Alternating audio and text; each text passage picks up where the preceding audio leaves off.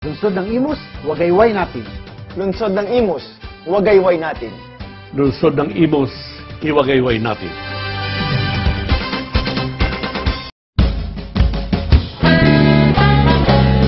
Ito ang Hatak TV and I'm your host, Kaela Gonzales. At ito po ang bago nating episode, Ang Buhay Palabon.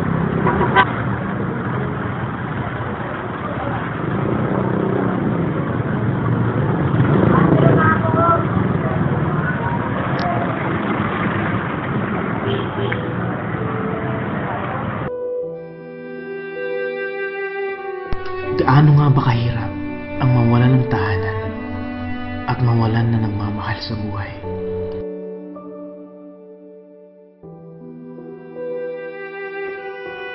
Walang inang nag-aaruga, nagmamahal, yumayakap sa gabi kapag lamig na lamig ka.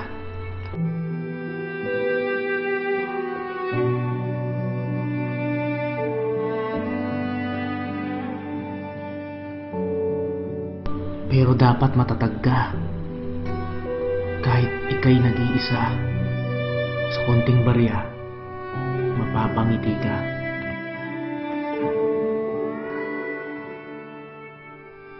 Mga kabataan, ang tahanan ay lansangan.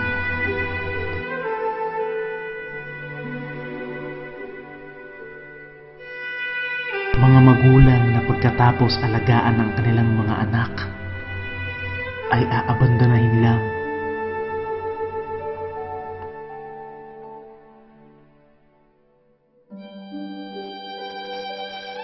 Mga anak na pagkatapos ilabas at isilang sa mundo, ay iiwanan lang sa lansangan. Gaano ba kahirap ang maging isang buhay palaboy? Yun naman kasi, may mga bahay yan, ayaw naman nakapag-uwi sa kanila. Dito na yan, pabalik-balik, dito na nasulog. Tapos, naanohan mo yun, pag tuwing umaga, wala. Mamaya, lalabas yan dito. May pamilya ba sila? Mga mga bata pa yan. Dalawa, taga-malis eh. Tatlo. Dalawa yan, taga rito.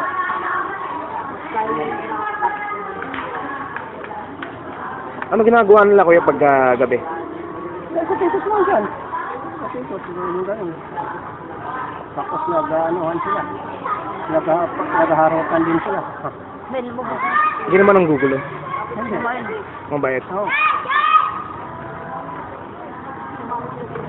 Itong si nanay naman, ba't nandyan niya natutulog? Yan kasi, kaya din na tulog yan. Para bang ayaw na umuwi sa kanila, kasi di ba na nag-uulanin na eh, matanda na eh. Kaya ayan. Pero kinukuha rin niya ng kapatid, kinukuha rin ng mga anak. Tumatakas sa kanila. Dito gusto lagi matulog. Kaya nandiyan ngayon yan, nakahiga. Hindi naman siya magulo. Hindi. Kaya Nay, ba't dyan po kayo natutulog?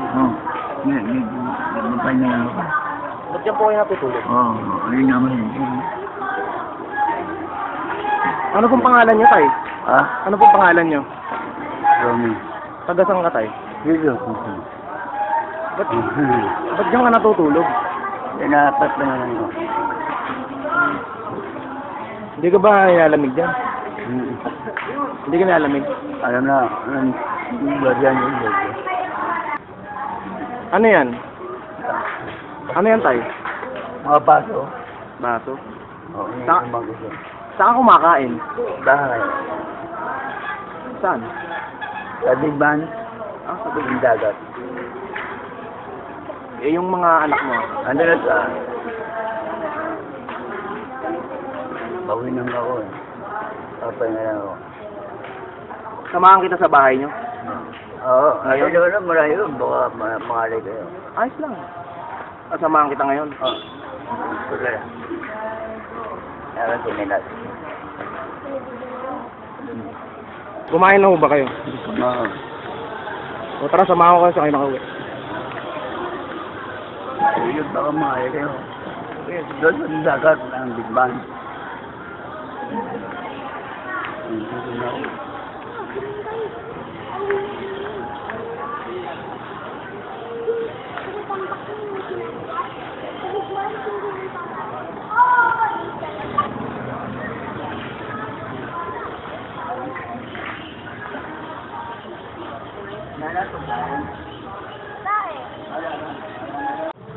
Ano po ko? Ano na ako? Hindi niyo pinapabayaran sa kanya yan? Ayaw. Tagapit pera niyo. Bakit? Hindi, ayaw pera. Ayaw. Minsan hihingi sa amin. Binibigyan na lang namin. Nangangalila ako.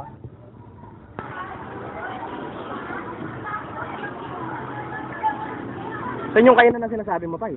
Oo. Saan? Saan?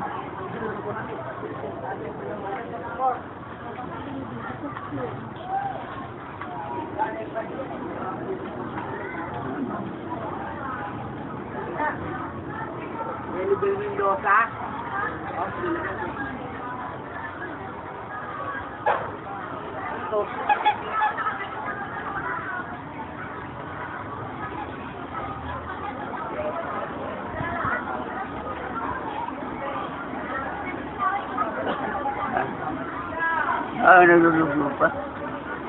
Kapag kami dito.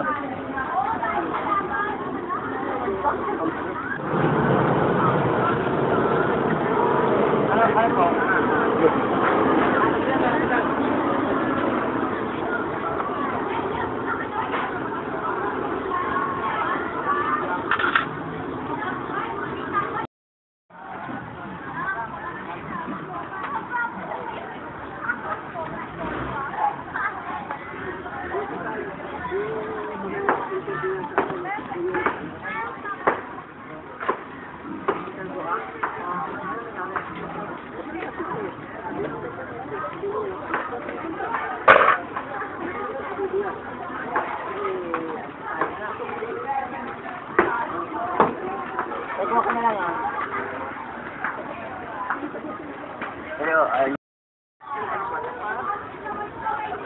Ano yung kinakain mo pag nagugutom ka? ito dapat. Kanin. Sino nagbibigay sa'yo? Yung anak ko.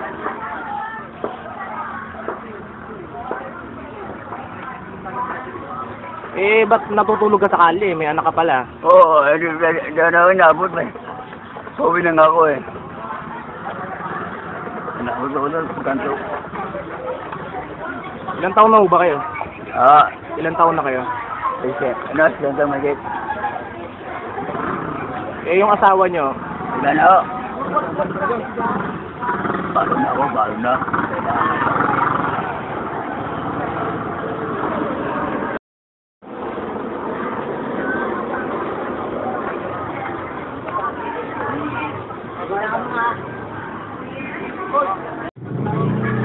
Tay, gusto nyo bang umuwi sa inyo? Uuwi na nga ako, tutoy ko na ako sa amin eh. Ano lang niyo ako eh. Baka ano mangyari sa inyo dyan sa kali kakatulog Hindi nyo? ako, tama yung sinabi niyo. Uwi na nga ako eh, wala nang list lang. Yun ako sa akin, pamilya. Malayo ba bahay nyo? Hindi, sa Digmano, doon sa Labing Dagat. Naglabing Dagat kami, ang aming bahay. Hindi man malayo. Anong trabaho nyo, Tay? Hindi nga, busurero. Mga bahay. Hindi ka nahihirapan? Hindi man o, namin yun, wala namang marano. Wala. Nakapag. May basta bahay dito. Wala na, may na ako. Kain. Hindi mo mahirap yun.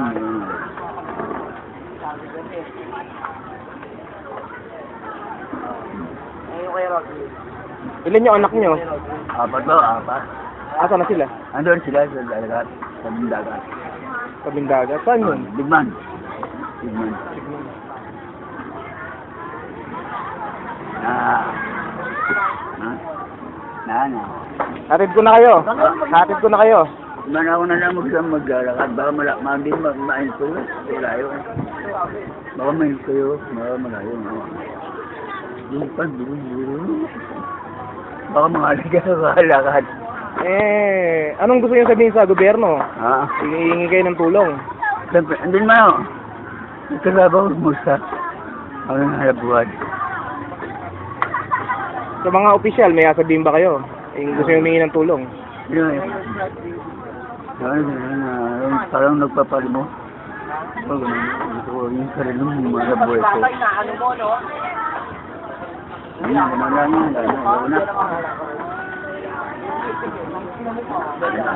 Gano'n lang. Labang na ito.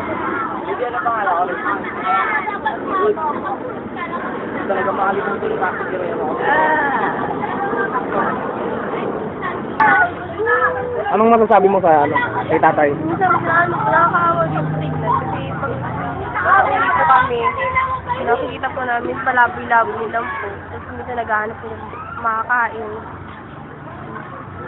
So, nadadatnan niyo siya ng ganyan. Paminsan po, pag nakikita po namin siya, hindi ko minsan lang po sinag-alala po kami po. Ako nga pala si Mayel Gonzales. Gusto ko lang, ang masasabi ko lang sa matandang yun, sana naman matulungan siya kahit papaano. Ako po si Bernadette Bueno. Masasabi ko lang po sa matanda, nakakaawa po siya kasi hindi man lang siya natutulungan ng pamilya niya. Yun lang po. Yun lang po. Bilang estudyante, anong masasabi niyo kay tatay?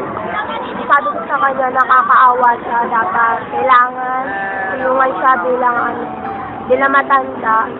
Kasi hindi naman natin siya kahit sa DSWD na lang mapunta siya. Naawa po ako sa matanda kasi matanda na nga po siya tapos pinabayaan. Saan ka pupunta ngayon? Doon nga sa akin, anak, doon sa akin. Hindi ko daga sa short. Saan? Dito sa stage? Ang pinagyan? Oo, yung tindahan mo dito. Anak mo yun? Apo. Apo mo yun? Saan? Yes, kami ng short po. Hindi meron ka kanin doon, mga bata. Bakit may mga ilan sa ating mga anak na pagkatapos tayong alagaan, ipagheli sa gabi, itimpla ng gatas ng ating mga magulang? Ito pa ang ating isusukli sa kanila. Natitiis natin silang nakikita sa lansangan.